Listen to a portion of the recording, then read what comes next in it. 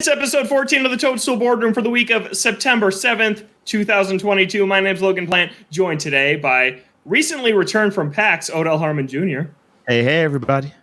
And recently went to a wedding, Chris Shriver. Hello. Lights just went out. I don't mind this lighting, though. I might leave this. Good. Yeah, I think I'm going to leave it. I accidentally turned them all off. My little Google Home. I'm going to leave it. Yeah, it looks very podcast. Yeah, all right. I like the vibe. We've got a lot coming up in the Toadstool Boardroom. We're going to talk about that new trailer for Pokemon Scarlet and Violet, some information about some Zelda spin-offs that never came to be, including some ideas for our very own Zelda spin-offs. Sorry, I gave these guys some homework. We'll see if they came to class prepared. But first, Odell, you went to PAX, and there was some Nintendo goodness there. There was some Pokemon, there was some Splatoon. Why don't you tell us about what you saw? Yeah, so, well, first and foremost, I gotta say, they were setting up this giant video wall for Scarlet and Violet and had like promotional stuff. And everybody was led to, well, not led to believe, but everyone just assumed that Nintendo was showing Scarlet and Violet to some capacity. If it wasn't going to be on the floor, then maybe it was behind the closed door appointments and stuff. And they weren't, sadly. It was just a giant video wall to nothing and a lot of Scarlet and Violet things, but not actually the booth. But yeah, so they had a big Pokemon TCG area. I'm talking about huge. Like, you know, the setup of what you would see a AAA setup do. And of course, people, I'm sure you've already seen the Splatoon booth, which was equally huge and somehow bigger. And that were probably the show stealers for everyone, because clearly Nintendo, you know, is one of the, you know, the big boys. Sony and Microsoft were not there to any, you know, floor capacity. So they had the area to show. I kid you not, when I say the line at the TCG Pokemon booth was never ending, it was never ending. Like, I feel bad for anyone. If you were not in that line within a literal minute of the show floor opening, it was probably already too late. Wow. Whoa. And so I know we talk about Nintendo's fun things, that the online things they do. Fun fact for the Splatoon booth, you had to reserve your spot on an app. Like, I forgot what it was called now, but it was like Nintendo Fast Pass. I forgot what they called it. And you had to do that and then show up at your allotted time. And that was the only way to sign up to play Splatoon. And so you kept seeing all these people getting this long line. They're like, they just sign in on the app. And they're like, oh, no, we'll wait in the line. They're like, no, you have to sign in on the app. That's just how this works, period.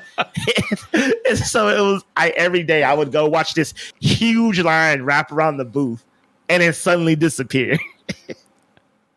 Wow. I remember the last E3 I went to was E3 2018, and that was when Smash Ultimate was being shown off, and they had a similar thing where you signed up, I think it was just through Eventbrite, so a third-party app, and there were two different lines at the E3 booth. One was if you signed up for a slot, and one was if you were a walk-in, but they kind of made it sound like you had to sign up for a slot to get a time, so everyone was in this line, signed up for their time, and then the general admission line was like empty, so me and my group just went through that general admission line and played like Smash like 8 times. In a couple hours because everyone was like standing there with their QR code waiting to scan. It's like, did you get first place and get one of those coins? I did, yes. Nice. They were going up the pins that year. I got like 8 of those Smash Ultimate pins, which was super cool. But how was Splatoon, Odell? Did you play it? Oh, I did. It was amazing. First off, let me tell you, I take back anything I said about the game not looking visually impressive, because apparently if you have your TV tweaked to the best possible settings, and I don't know, I'm not saying the Switch was souped up, but it felt souped up from how great that game looked. I mean, GREAT, great and super smooth. Granted, we were all on local co-op, you know, so there was no internet buffering to mess anything up. I did not mean to say that word. I don't know what I was going for. We'll dub over it somehow. Don't worry. But it was just, I was just very impressed. And again, local co-op, I understand, but it ran extremely well. I'm talking about zero clipping, you know, solid 30 FPS. You know, I'm gonna bump it up to like maybe 40. Maybe it was a secret 40 FPS. Splatoon runs at 60, man. Yeah. Splatoon 3 runs at 60. Yes. The only time all 3 games have. I think Digital Foundry said the only time it runs at 30 is when you're in that town square. Like in the yeah. Well, I thought, well, yeah, it was clearly running at 60. I mean, just from a visual and hardware perspective, leagues above Splatoon 2. Granted, I don't know if that's going to translate to my experience at home on my TV.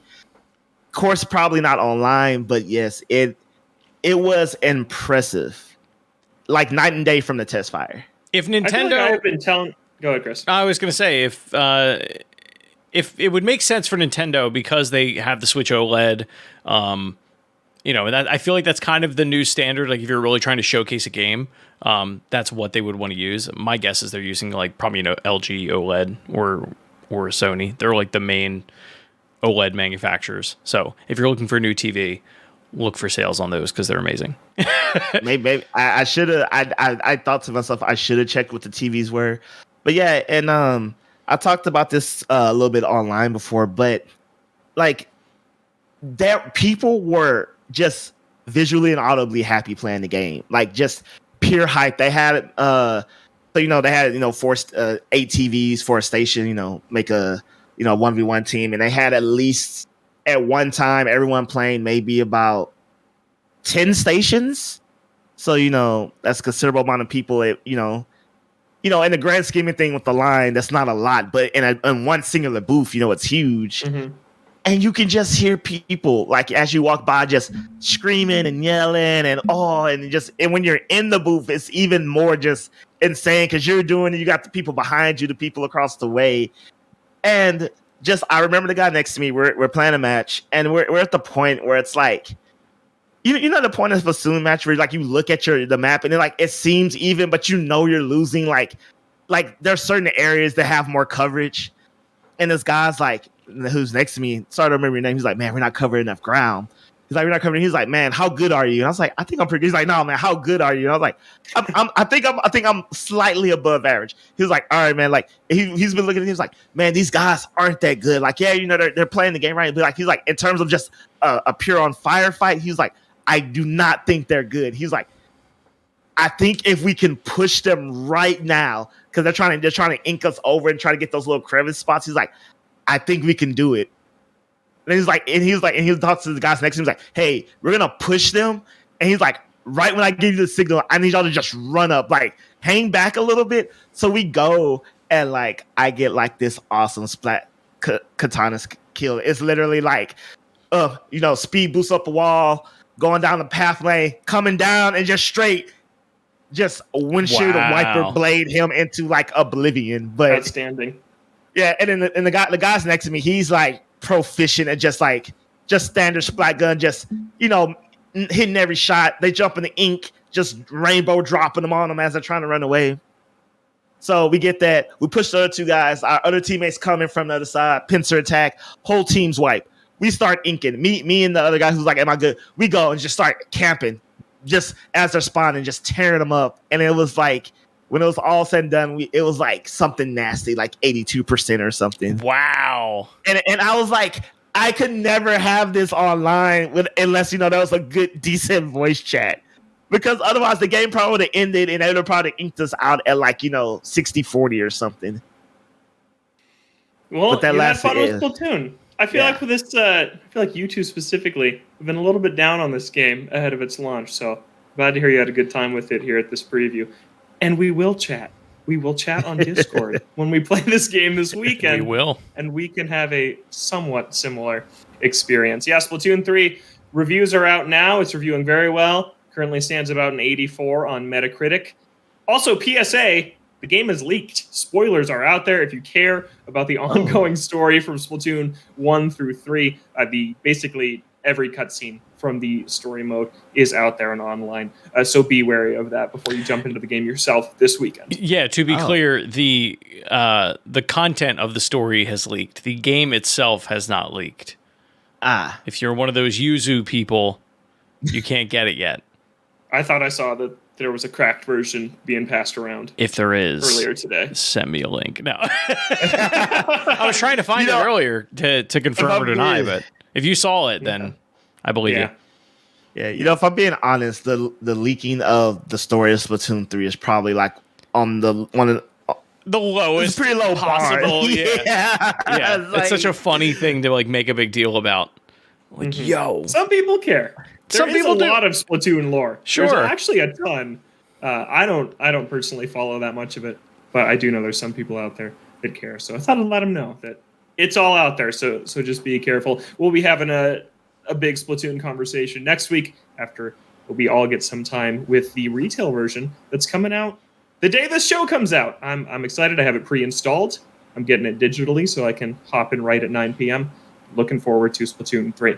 All right, let's move on here to Chris making a face. I think it comes out the day after the show comes out, right? Doesn't it come out Friday?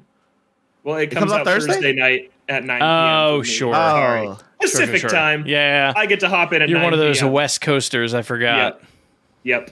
That's always been nice whenever.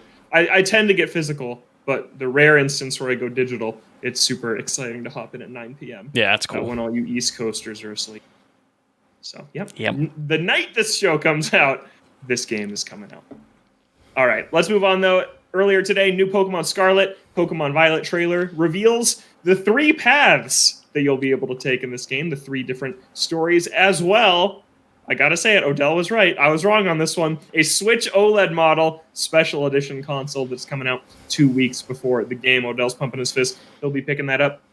But something I was on the money right about, that everybody was trying to tell me, no, it's going to be deeper than that. The 3 stories are the treasure hunt they teased before, the evil team, and the gyms. And that's it. So it's basically like every other Pokemon game, except you can tackle these things in any order. That wasn't all that was in the trailer, though. They did show a little bit more. Like, they're showing off the new Let's Go feature, which is a new way to explore the region with your Pokemon, where you can basically have a Pokemon auto battle for you. So Pokemon's becoming Xenoblade, where you can just send out your Pokemon and have them battle. You don't have to do anything. You can collect items, explore the area, and then they'll come back to you when you're done. They showed off that new crab Pokemon. What's his name? Cloth? Cloth? He's pretty cool. Much like Big cool, Man, dude. I would die for Cloth. Okay. Yeah, he's up there. Okay. Without having used him or anything, I feel like he's up there with like Slowbro for me and Slow King. And like, that's high cool. praise. I love Slow King. And then we also got a look at the new evil team, which is just like the delinquents at school. Like, they're not some organization plotting to take over the world. They're just like bad bullies at school. Team Star. And then you have to fight their bosses that ride in on Star Mobiles, which are basically parade floats. So a lot of new stuff here in this trailer. Odell's the big Pokemon guy. What'd you think? You know, with each new trailer, I'm always torn. There's like things I love and things I hate. and this one was no different. One, shout out to the Pokemon team, because why did none of us predict that the evil team would be a biker gang? It's just so obvious in hindsight. Like, I'm sitting here thinking, like, what did we think it would be? What else could it have been? Especially given, biker gang culture in Japan. Like, it's just, but so okay, I'm gonna just say this. I've never been a fan of Let's Go features in mainline games. I'm even thinking of like Let's Go Pikachu and Eevee. Was not a fan of the implemented features of that. And the Let's Go buddy system, it was a big no to me. Granted, I don't know how it works. It could be something very simplistic, like just like hey, have them go do this and they get items and maybe they'll get some experience. But like, honestly, it's not like a game breaking thing or like something. If it's just something as simple as, hey, while you're exploring, if you're in Pokemon to go grind for items and XP for 5-10 minutes at a time, they can. And if that's all it is, cool. But again, I always want to think they dance a fine line between how much of Let's Go do we want to influence in the main series. I say none. I understand that they want to get some of that crowd over to mainline games, whatever. The team stuff, I don't know what's going on. The whole fighting car stuff, I don't know if you're fighting the car, but it seems like the car affects the battle in some way, shape, or form. Definitely not a fan. Just getting the negatives out of the way. The whole big crafty thing, I don't know if that's like a story element thing, or is there going to be like there are some Pokemon that are huge and shouldn't be huge. Don't know. But let's get with the good stuff. One, all the good stuff to me came from all the stuff they put on the website after the trailer, like new abilities, new moves, new explanation of mechanics. All that stuff was cool. We got to see who I assume to be the champion with Greta. Yeah, is there going to be a champion? Because it's like, okay, after you complete the gyms, you go back to the academy and you complete this like championship assessment to see if you can become a champion. Well, so if you go to so in the trailer we met the chairwoman of the league. Well, if you go to the website, it goes she's the chairwoman, but also the leader of all the champions in the region and the strongest trainers. So I'm like, so you're the champion. Is the assessment fighting her then? Like if you can beat me, you're a champion ranked trainer, probably. So that's I'm assuming she's the champion, but we got that. We got to look at something else I want to bring up, which is a negative for me, which is in this path, the gym leader path. Before you can challenge each gym leader, you have to complete a pre-gym challenge, which looks very similar to the trials that we saw in Pokemon Sun and Moon, which essentially replaced gyms altogether. It was the trials instead of the gym badges. And I think the example we saw in the trailer was what's the sunflower? Sunflora? Is that the Pokemon Sunflora. Name? You had to go find them lost in the city. Yeah, so we saw your trainer gathering up those Pokemon, and then after they completed that trial, they were allowed to challenge the gym leader. And I'm very mixed on that because I thought that was I was ready for them to get away from gyms by the time Sun and Moon came around. But then I really thought the trials were worse because it was basically the same formula as gyms, but these mind-numbingly easy challenges that replaced a fight with the gym leader. So we'll see how they do the second time around, but I was a little concerned when I saw that because I found them very tedious, not very interesting, and I was kind of over the formula by the second or third trial in Sun and Moon. So that's something I'm wary of in Scarlet and Violet. Yeah, no, I will say this: compared to the other games, I think this one will make at least a lot more sense. They won't be. I'm thinking they showed off a task like this is an intro task, but I think that will be something like for the ice gym leader. It'll be like climb the mountain. It's like a harsh terrain and filled with trainers. And I'm thinking just based off because it looks a little different. It's gonna go stuff along that. Like it'll be sometimes it might like beat someone, sometimes it might be like just make it to point A. In this case, he seems to be like, the first in town. And I'm hoping they're smart and they're like, this task really serves an ulterior purpose so you can get to understand the layout of the city and how things work and how you traverse. Because that's what I'm hoping. It might not be that, but it'll be like, look, these sunflowers are all in key points of the city, but also getting them will make you understand how you traverse this world, how it works, where things are. Like, one's in the Pokemon Center, one's in like, a bike stop, all the places that you inevitably need to interact with and know how to use. But we'll see. I wanted the gyms to be racetracks. I wanted them to be circuits, and I wanted there to be an entire racing minigame where you had to beat the gym leader in a 3-lap race before you could challenge them to a Pokemon fight. Oh, that would God. be cooler than Fetch Quest Sunflora collecting that we saw. Chris? I want to keep the ride stuff to a minimum. No, maximum. Yeah. Max it out.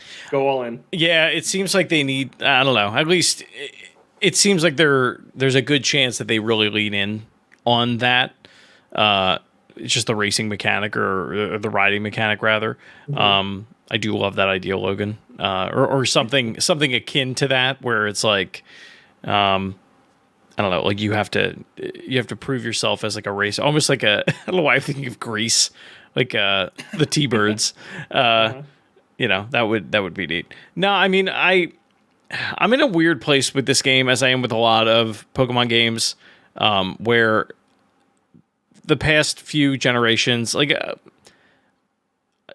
before the show, Odell and I were talking about, the games that people tend to complain about or maybe haven't played, and admittedly, I've played Sword. I played Sword. I didn't play Black or White. I played Sun and Moon, and a lot of the things that it seems like they're pulling from Sun and Moon are a lot of the things that I didn't like about that game. It's why I didn't finish it, or at least I fell off of it really. I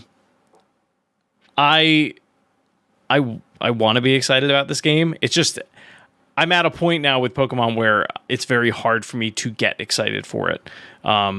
It seems like they're making a lot of good changes, and we've talked about this before, where the leadership has changed. It seems like there's a lot of like new blood in that studio that is really trying to revitalize this for fans that are new and old, and I hope they do. Like I don't want another Pearl and Diamond remake where nobody's happy with it. It seems like a lot of people played that game, but even fans of the original were like, no, I'd rather play, the Nintendo DS versions. It's Platinum specifically. Or Platinum, yeah. It's been a while, I think, since even like the diehard Pokemon base has really like rallied around a game. Not that it won't sell gangbusters, it absolutely will. I think it's honestly just out of sheer curiosity from everyone that's been, this franchise has been in their lives for literally most, if not all of their lives. So I'm excited to try it. I do really like the Crab Boy. I think he's great. And I think of the Pokemon that we've seen, for the most part, like I am a fan of the ones that they've actually introduced. Like there have been a lot of generations where we've seen, different Pokemon throughout or teased, before the game even releases. And then you get the main game and like everything else is kind of a letdown. I'm hoping that isn't the case with this though. Like it seems like there's some fresh ideas here.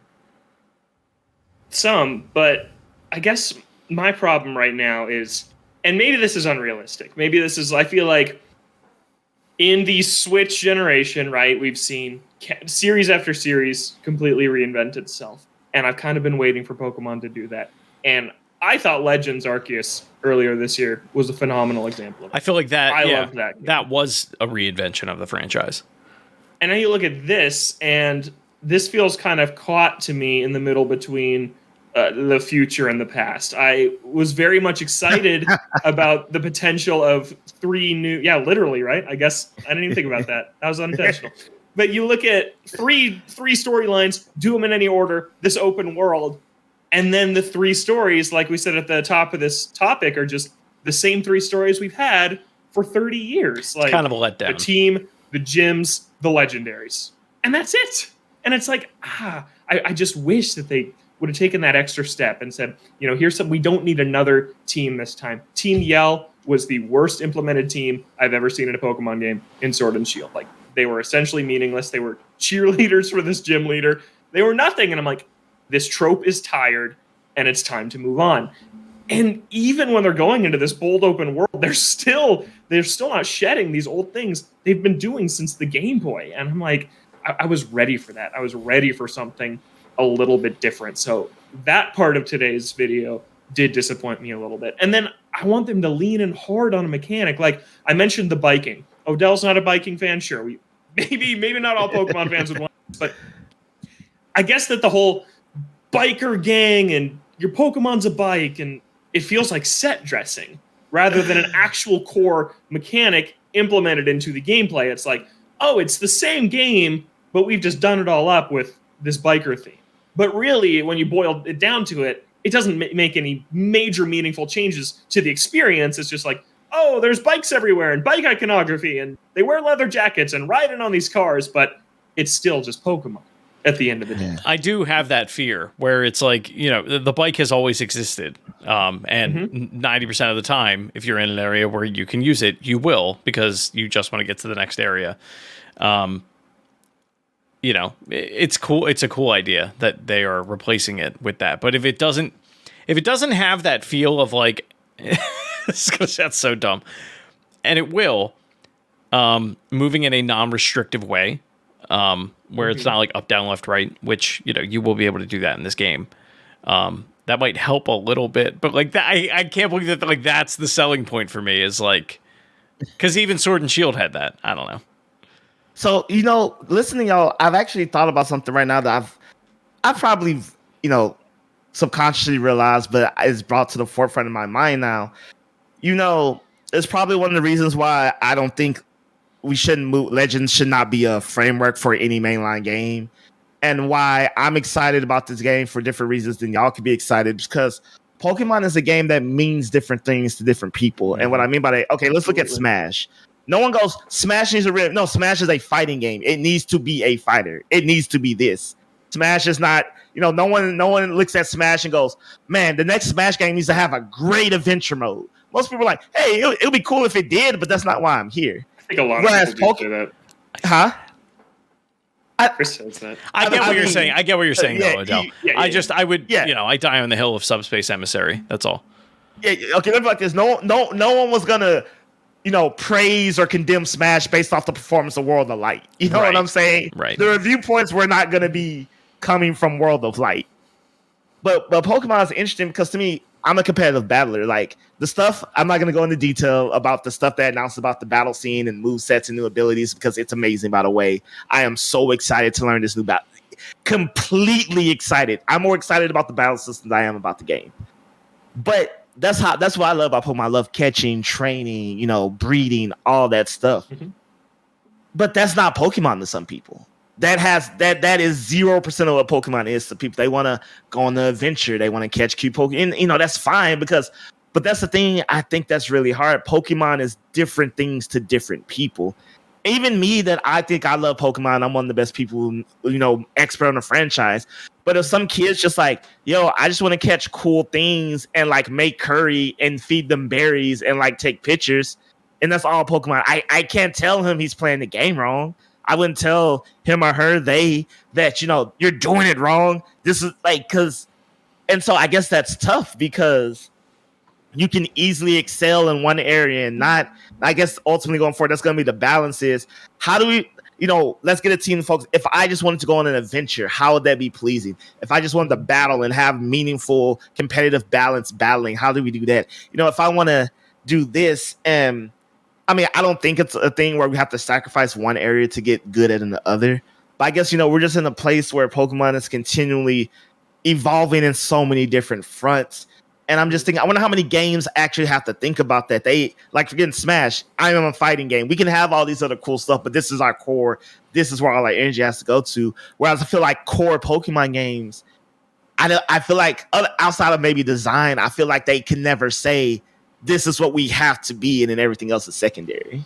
No, that's a really good point. Like, there are a few mechanics within Pokemon that, like, I think this game will live or die by its battle system, because they are adding so much to it. Like, the meta is really going to change significantly, and I think you're going to have people that, like, I myself find that I get overwhelmed by all the different types that have been introduced over the years. Like, I tend to forget, like, what is dark, what's weak to dark, and fairy, and all that. And with what is the name of the new like gem system that they're doing? Terrestrialized? Yeah, something like that. That seems like it's going to be adding a whole new element of like, oh, but he can, this Pokemon that is a water type can now become a fire type, or whatever it is that they're doing. It's going to add that whole new like shock element or surprise element to battles. I think for the competitive scene, it's going to be wild to see just like how the competitive scene changes and like how people have to change their teams. If they're used to using specific ones that they've been using for generations at this point. But I think that component is probably the main key to Pokemon, at least for me, because like you can start Pokemon and maybe only catch 10 or 20 in the beginning, and like you can get by, you can get through the whole game if you want to grind that out. Nuzlocking is a thing. But that I do like the point that you brought up of like there are definitely people out there who are like, no, I want to catch the cutest ones and I want to feed them and I want to, do all this like sub game content that is there, and they're totally fine with that.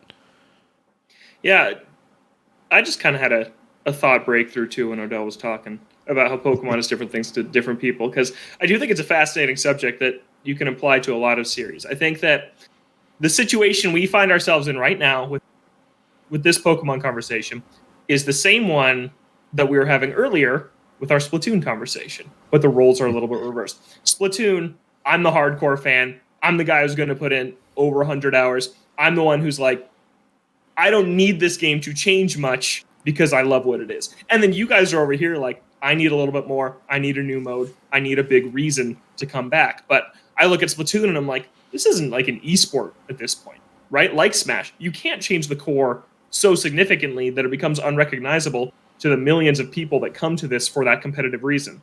Now shift over to Pokemon, it's the same thing. Odell's very excited about the complex changes to the battle system and what's going to happen after you roll the credits at 25 hours. What's the breeding going to be like? What's the competitive scene going to be like? And Chris and I are over here like, I'll probably put this game down after I finish it. So what's there for me? And I think that the answer is very different. For me today, there wasn't much in this Pokemon trailer that enthused me. But I get where Odell's coming from, saying that there's these great evolutions to the battle system that he's excited to see play out. And so I think when you look at Pokemon, there's like 3 main audiences. There's the hardcore of the hardcore, the people that will do Nuzlocks on Twitch for years to come, the people that will breed for dozens of hours and min-max their Pokemon to compete. And then there's kids who just want to catch the cute creatures and play the game, and they won't really even notice the quality, right? Every kid that plays this will probably love it. And then there's me and Chris, the adults who still play Pokemon, but don't go all in. And we're kind of the audience that I feel like is being maybe squeezed out a little. But if it pleases those other 2 audiences, which are maybe for this franchise more important, because if I want a meaty JRPG that's challenging and has meaningful characters and interesting themes, I can play Dragon Quest XI on Switch. Pokemon, I don't need Pokemon anymore to scratch that itch. So that's kind of the breakthrough I just had. I don't know if that made sense. No, it does. I think you could say that about a lot of games, for sure. I mean, there's, there are... I always go to Halo. I don't know why. You're always going to have those people that...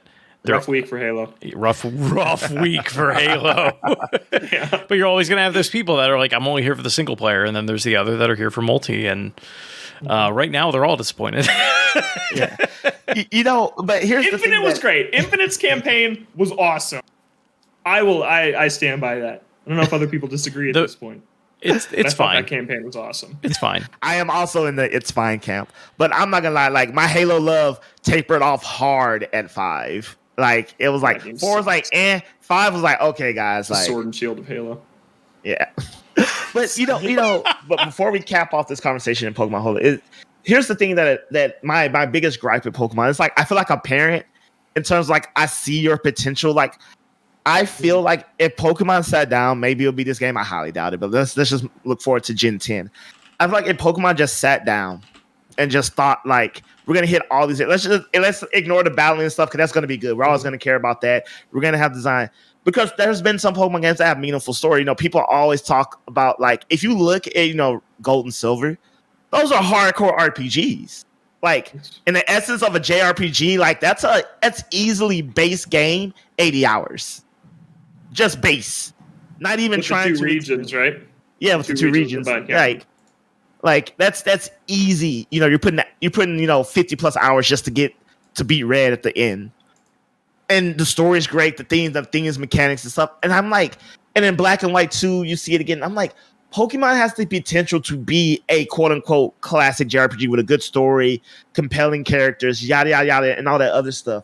We haven't, and I feel like we just haven't seen the merging of the 2 worlds yet.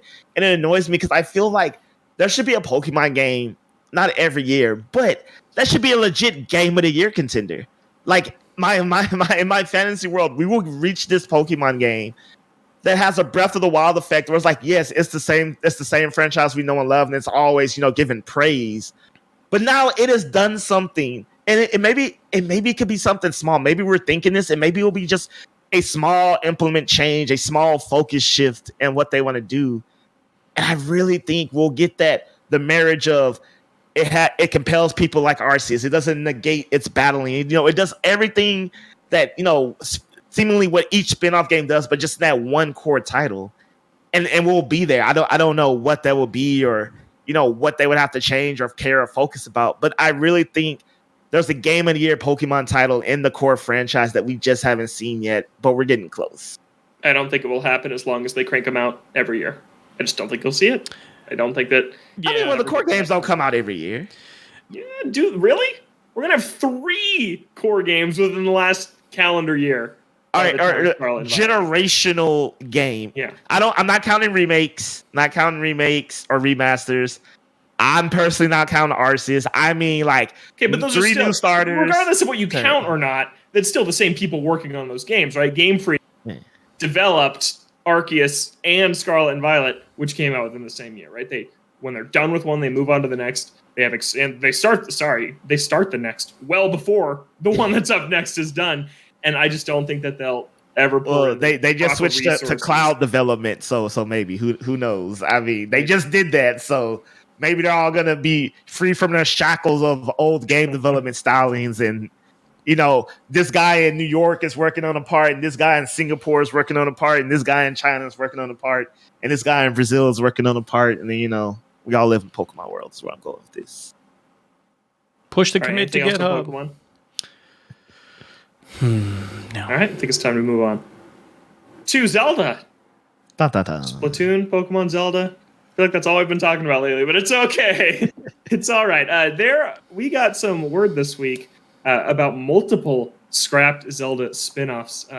So yeah, these articles were way of Nintendo Life, but from videos from Did You Know Gaming, which talked about Retro Studios, 2 Zelda spin-offs that were at one point in the works. One we already had heard about previously called Project X, and this we learned this week was going to be a game where players would control Sheik fixed in one place in battles that would hit different types of wolves with the Wii remote during these like whack-a-mole motion control gimmicky battles.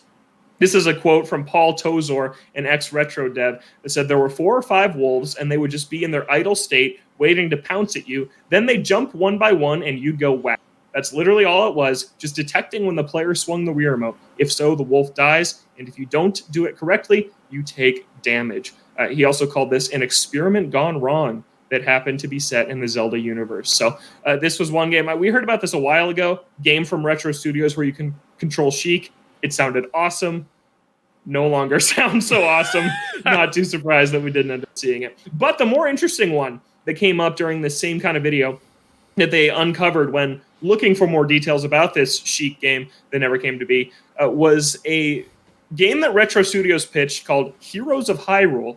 And this kind of breaks my heart that it didn't happen because it sounds super amazing. It would have been styled like Final Fantasy Tactics. It would have focused on 3 heroes, a Goron, a Zora, and a Rito, who lived 100 years in the past and set out to rescue Link. And then eventually it plays out through Final Fantasy Tactics-like battles. And then time passes, and Link would be an old man who ran a shop. And I don't know what the second half of the game looks like. The second part of the text was like blacked out that was presented in this, but there's some content of this you can go check out either in the original video or on Nintendo Life. Dang, this looks super cool. Yeah. A tactics Zelda game would be just amazing. So I'm bummed that this never came to be, especially one that doesn't focus. There's so many cool species in the Zelda universe. To have Goron, Zora, and Rito take center stage, that would have been super cool. I wondered did this somehow transpire into the champions. I mean, 100 years, the heroes, I could be reaching, but I feel like there's a line to me. That's too on the nose. Like they had to have. They were like, what if we just pivot this plot over here, and then let's take this gameplay mechanic. Oh, what's that? Fire Emblem Awakening? Cool, thanks. What do you think Retro was working on before Metroid Prime? I still wonder that. We still don't really know. Before Metroid Prime? Before Metroid Prime 4. Because they were working on something, and they got reassigned to work on Prime 4, and that game has not released. So, I don't know what that was. Maybe it was the original IP. Yeah. Not Star Fox Grand Prix. That was a fake. But it was interesting to see these Zelda concepts, and it got me thinking, like, we've talked about this before, how strange Nintendo is with who they let use their IP and who they don't. You look at Mario, we got Ubisoft with the Mario plus Rabbids. You look at Zelda, you've got the Cadence of Hyrule spinoff and Hyrule Warriors, and that's pretty much it.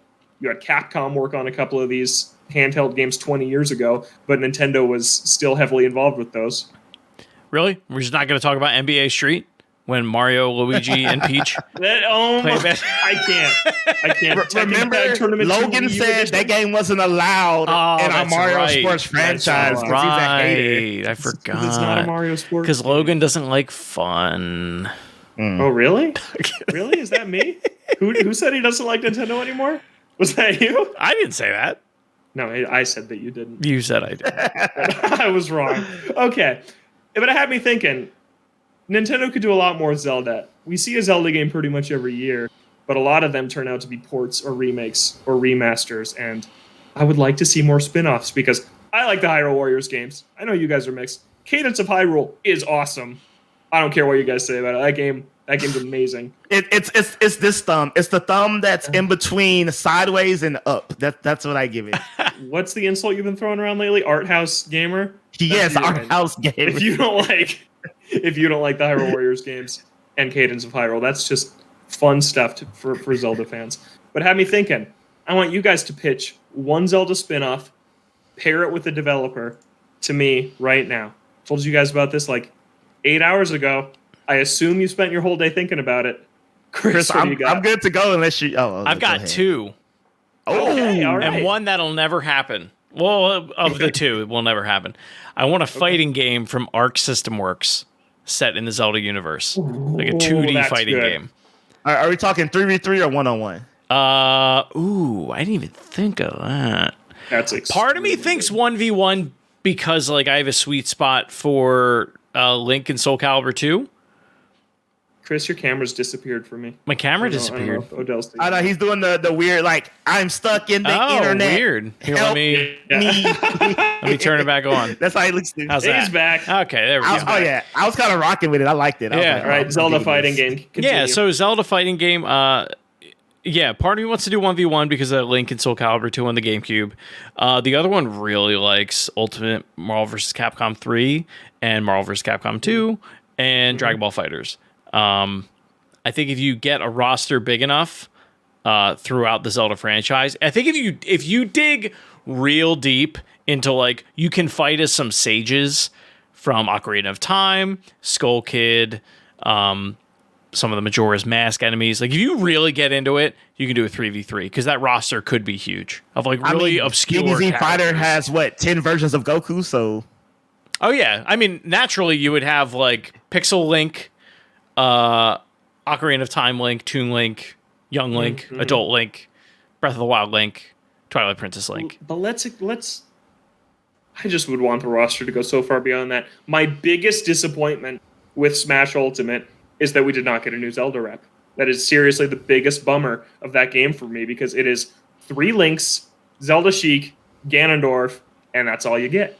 And there are so many other characters that would be very cool. Like, we didn't get a Breath of the Wild rep. Yeah, they retooled Link to fit Breath of the Wild, but like none of the champions, man, like even like I don't know, Master Koga, like something. Yeah. Something the roster's there. What are we talking about? You got Zant, Midna, Master Koga, Gearhelm. There's a lot of humanoid characters. Hell, the King of Hyrule, and you can have multiple versions of him if you want it. Tingle. Yeah. Tingle, there's and then even like the Zoras, like I mean, there's multiple Zora sages, multiple Zora princesses. You know, you can probably have like Midna, the fully grown version of Midna. Honestly, that's what got me thinking about it was all of the movesets that the different characters have throughout the Hyrule Warriors franchises. Because there's like characters in that game that you wouldn't necessarily think about unless you were like really thinking about who would I put in this game. And some of them are really cool. Ravio is in that game. Yeah. Okay, Odell, what do you got for one of your Zelda spin-off pitches? Okay, well, we're supposed to have 2. I only got 1. I'll drop my bonus one at the end.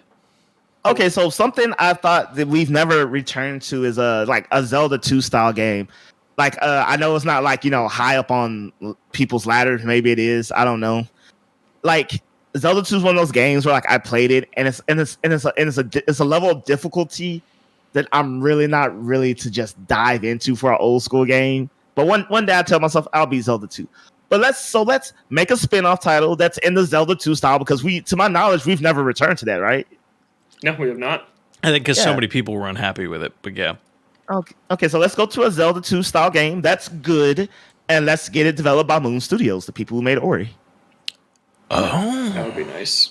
That would be very nice. So they're good with a fantasy setting. They're good with gorgeous imagery, which the land of Hyrule can be. They're good with giant, massive boss characters compared to like your itty bitty character in the 2D space. And like Ori's all about precision, which Zelda 2 was about. Ori can only take 1 or 2 hits realistically before she's done. I mean, later in the game you can have, but like when you're fighting a boss, like it doesn't take much. So they got gorgeous set design, they got excellent storytelling, they got precision gameplay. I mean, there you go. They've already mastered the Metroidvania style of map building. He's done it. Excellent. Yeah. Mm-hmm. Odell's done it. Yeah, 2D. I would love a side-scrolling Zelda game. Again, I think that Zelda 2 is cool, but it's just insanely hard. because it's an NES Dear game. God. So to get a modern 2D side-scrolling Zelda would be awesome. That'd be awesome. My pick will never happen, but I dream about it. I want Paper Zelda, and I want it to be a classic Paper Mario-like turn-based JRPG with action commands. Paper Zelda would be so cool. That's kind of shocking. This has never happened yet. Right? Oh, right? Yeah. Give it to Moonsprout Games. They made Bug Fables. It's better than Paper Mario's been in like 15 years. So they never would. They would probably just throw it at the Paper Mario developers. But was that Intelligent Systems? Intelligent Systems has been working on that. It's like they probably give it to them. But if this happens, I need it to be like turn-based, true RPG combat, not what we've gotten in Origami King or Sticker Star or Color Splash, but what we got in the original Paper Mario 1000 Year Door. But with Zelda characters, man, imagine if you had like colorful sidekicks, like an Octorok that wears like a hat, and he's just your character, and you talk to him, and he comes with you, and there's just like a Bokoblin who's just your sidekick, and a Lizalfos, and all these different enemies that just Link has in his party would be so freaking cool, and tells a good story in the Zelda universe. That's what I want. I think it'd be so great. There's that concept trailer for Paper Zelda. If you guys have ever seen it, I've never seen it. No. Maybe I'll link it to you guys after this. It's gorgeous, and I think about it all the time. It would just be really, really cool, but won't ever happen. All right, Chris, you got a bonus one. My bonus one, because Konami will never make video games ever again, is Dance Dance Revolution Zelda mix. Nice. You do a bunch of remixes of all the different Zelda games, dubstep style, whatever you want to do. Give me the pad. Let me play Dance Dance Revolution to the Zelda. And Logan is a fan of that because unlike basketball, he considers that a game that can be in the sports franchise. It's a Mario game. It just is. It just is. I had a secret bonus one too. That was just Zelda Rock Band with where the Rock Band is the characters you play as the Majora's Mask. Oh, the Goron drummer, the Zora bass guitar player, the Deku Scrub on horns, Link on the ocarina. And am I missing one? I think that's it. That's got to be a mod in World Tour at this point, right? Yeah. But that would be sick. Zelda music game. There's so much good music. Like you were saying for Dance Dance Revolution. Yeah. Cadence of Hyrule kind of takes advantage of how good Zelda music is, but to have a game where you're actually playing or dancing to the Zelda music would be awesome. I want the lyrics to be the actual lyrics, like when people sing in a game, just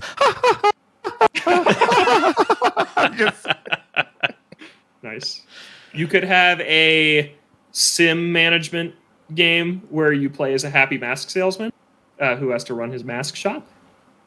That could be fun. You could do Moonlighter, but Moonlighter. Yeah. Scout out to find new masks. Yeah, that would be cool. The final boss is getting the Majora's Mask. It's a Majora's Can Mask. I run a Bambuchu bowling alley? I always enjoyed those. I don't know why. Nice. There's just a lot of opportunities and a lot of cool developers out there they could partner with Zelda specifically is the one I feel like there's the most opportunity with. Because I was thinking about this earlier this week. Like I was just thinking about all the Zelda games and just how different they all really are, I think is what makes it open to spin-off potential. It's like you've got multiplayer games, you've got a touchscreen game, you've got a game where you plug in a code after you finish it and it changes what happens with the Oracle games. Like it's just different every time. And I think that's what like you can pretty much set anything you want in the Zelda universe and I think make it work. And I like there's that Tingle game that never came to America. Which one? Really there are 3. There are 3. Not Balloon Fight. The other 2. Yeah. Yeah. But I want more Zelda spin-offs. Thanks for pitching your ideas. Boardroom approved. Okay. Our last topic here is quick news rundown. Mario Kart Tour is removing its gacha mechanics. So this is starting on October 4th of this year, so just about a month from now. And they are removing the kind of warp pipe thing. You had to buy warp pipes and then swipe them down and you'd get a random drop from them. And there's so many characters in that game. It was very hard to get what you wanted. And now that's completely going away. They're replacing it with the new Spotlight shop that's going to be a rotating store. So you won't be able to buy whatever you want, whenever you want, but you will know what you are for. So they're not removing microtransactions either. They're still the in-game currency. But to me, this is like a huge change. We know that Nintendo didn't like developing in the mobile space because of how predatory, just by nature, that space is with microtransactions, and that's how those games make revenue. But this is a big change I did not expect to see years after this game came out, when I feel like it could be shut down anytime, right? Dragalia Lost is shutting down. And so for this game to be like, oh, we're changing completely how the marketplace works, I just found that super interesting. What I find more interesting is that Mario Kart Tour is still getting support. I really thought that was a game that would like get supported maybe a year, maybe 2 tops, and then just goes the way of the dodo. But I was wrong on that one. I mean, it's the power of Mario Kart, right? Like the second it happened to me 2 weeks ago, I was at my parents' house. The second my brother found out there was a Mario Kart game on iPhone, he had no idea. He's downloading it, hands it to my niece. He's like, "Here you go, have fun." Like, it's just there is the barrier to entry to a Mario Kart game for anyone is so low because there's so much familiarity with it, and so much acceptance of it. Like, there aren't many franchises where people are so willing to just pick up and give it a shot. I'm kind of amazed that it took this long for them to figure this out. Not figure it out like technically, but like figure out that this is a better move. I think a lot of the reason, like, even when that game came out, they were talking about how, they didn't want to be predatory and they didn't want to have, these bad business practices. And I think us as console consumers were very put off at the idea of like, well, I'm rolling a dice basically. Like I have no idea what I'm getting whenever I try to get, or I give money to this game. I'm way more, this happens to me with Destiny too. I'm way more incentivized to, if I log into Destiny, there's a costume I really like, I'll be like, you know what? I've been playing this game a lot lately. I'll throw them $5 or whatever it is, and I'll buy the costume. I'm way more likely to do that in a Mario Kart. I think a lot of people would be if they knew what they were getting from the jump. Yeah, I agree. I've been doing the same with Fall Guys also, since they kind of relaunched to free to play. They had a Supersonic costume. I didn't have quite enough of the currency to get it, so I threw $5 at it to get the Sonic costume. And it's like, I don't feel bad about that. I do feel bad about, all right, time to swipe this warp pipe and see what I get. I was very lucky. I played Mario Kart Tour for like 2 hours when it first came out. And on my second swipe ever, they give you like 3 free ones at the time when you got it. I got Ludwig, who's my favorite Mario character, so I was set for life on my second swipe ever. But I know not all people are so lucky. And the one... I still don't have Yoshi. There's like 30 Yoshis in that game. Oh, yeah. You can't even get one. That is I only played like the first 2 months. Its roster's huge. Its course catalog is huge. Yeah.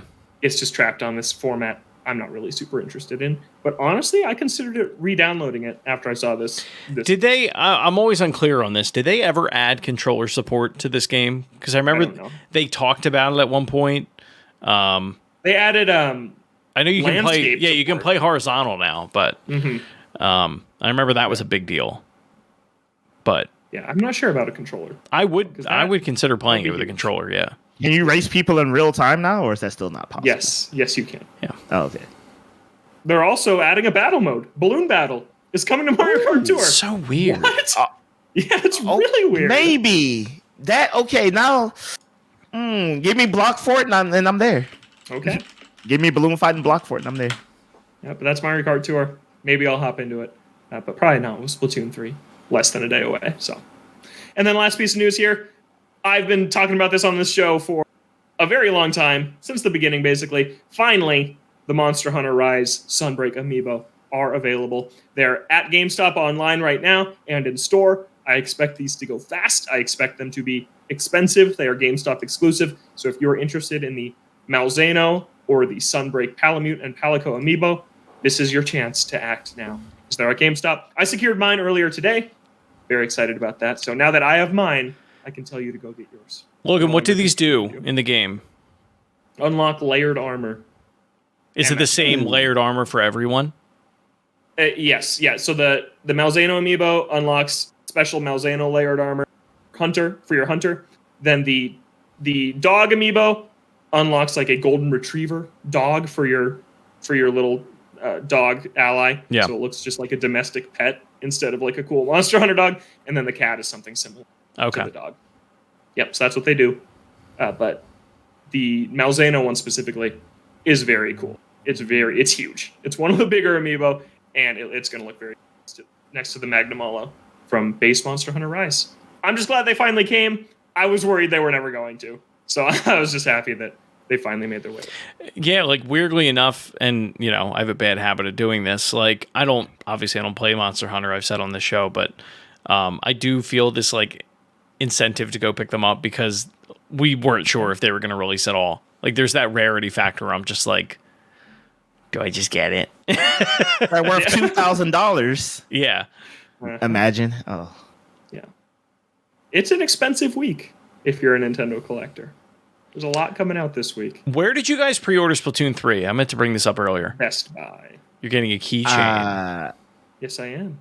I did not pre-order it. Should I? Should I do that after the show? If you pre-order it from Walmart, you get a plush.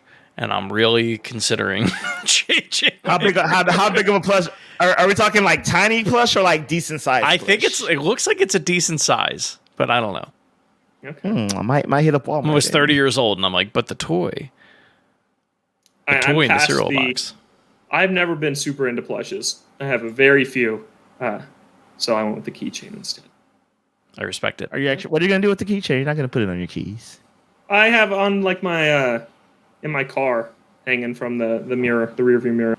I have a bunch of little keychains like that dangling there, so I'll probably just tack that one on. Yeah.